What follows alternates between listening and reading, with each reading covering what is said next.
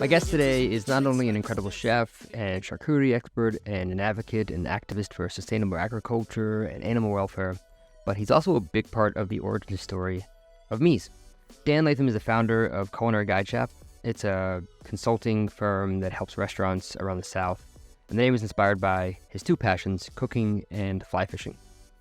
Dan spent a lot of time cooking in New York City. He worked for Mario Batali at Poe before running Mario's Salumi shop, the Studio del Gusto, which was housed in the back of this wine shop called Italian Wine Merchants in Union Square. The Salumi shop is actually where Dan and I met.